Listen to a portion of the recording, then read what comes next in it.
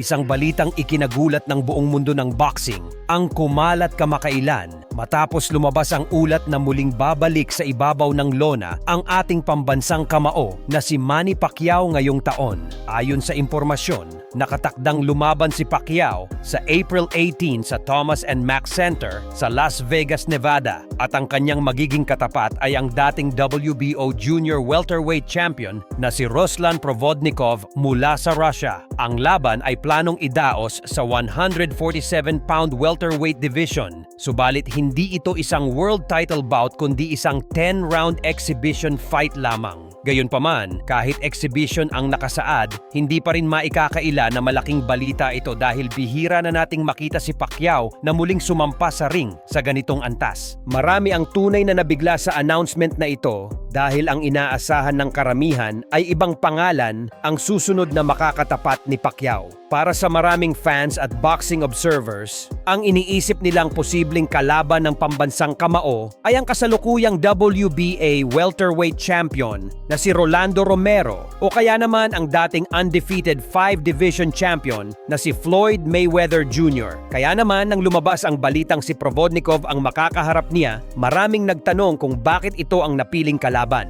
Gayunpaman, kung susuriin ng mabuti, hindi rin biro ang pangalan ni Provodnikov sa mundo ng boxing. Kilala siya bilang isang agresibo at matapang na fighter na hindi umaatras sa bakbakan. Dahilan kung bakit marami pa rin ang naniniwalang magiging kapanapanabik ang sagupaan nilang dalawa kahit exhibition lamang ito. Kung pag-uusapan ng edad, mas bata pa rin si Provodnikov kumpara kay Pacquiao dahil siya ay nasa edad 42 pa lamang. Ngunit pagdating sa pagiging aktibo sa ring, mas may lamang ang ating pambansang kamao. Matagal nang hindi lumalaban si Provodnikov sa professional boxing at kung tutuusin ay halos isang dekada na rin siyang hindi aktibo sa malalaking laban. May pagkakataon sana noong 2014 na magharap sina Pacquiao at Provodnikov, subalit hindi ito natuloy dahil sa hindi inaasahang pagkatalo ni Provodnikov kay Chris Algieri. Dahil sa resultang iyon, si Algieri ang siyang hinarap ni Pacquiao at alam naman ng lahat kung paano nagtapos ang laban na iyon matapos talunin ni Pacman si Algieri via lopsided unanimous decision. Kaya para sa ilan, tila delayed matchup ang Pacquiao versus Provodnikov na ngayon lamang matutupad kahit sa anyong exhibition. Sa kabilang banda naman, patuloy ring gumagawa ng pangalan ang isang Pinoy boxer na si Jabrio Benito sa international boxing scene.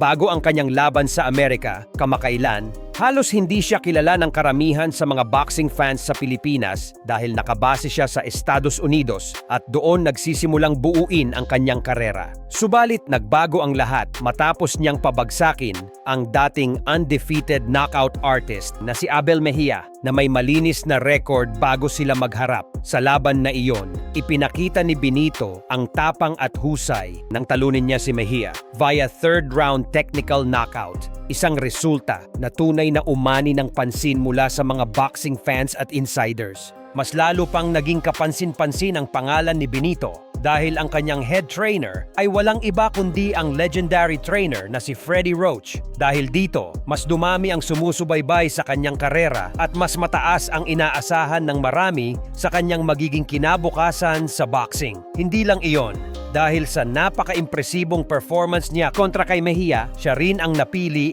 bilang Performance of the Night ng Sofa Boxing, isang organisasyong suportado nina Turki Al-Sheikh at Dana White. Dahil dito, nakatanggap si Benito ng malaking bonus, isang patunay na hindi basta-basta ang ipinakita niyang laban sa gabing iyon. Sa kasalukuyan, si Benito ay nasa edad 29 at may malinis na record na 7 wins with 5 knockouts at wala pang natitikmang pagkatalo. Marami ring Pinoy fans ang nagsasabing kamukhang-kamukha niya ang dating Unified IBF at WBA Super Bantamweight Champion na si Marlon Tapales hanggang sa punto na tinatawag pa siyang parang nawawalang kapatid nito. Totoo man o hindi ang biro ng mga fans, malinaw na unti-unti nang nabubuo ang pangalan ni Benito bilang isa sa mga prospect na dapat bantayan sa Philippine boxing. At dahil nabanggit na rin si Marlon Tapales, mahalagang paalala na nakatakda rin ang kanyang laban sa Japan ngayong buwan ng April. Haharapin niya roon ang kapwa dating world champion na si Yukinori Oguni, isang boksingerong minsan nang nakalaban ng isa pang Pinoy na si John Riel Casimero. Isang malaking hamon ito para kay Tapales dahil siya ang dadayo sa teritoryo ng kanyang kalaban. Ngunit isang panalo rito ay maaaring magbukas muli ng mas malalaking oportunidad para sa kanyang karera.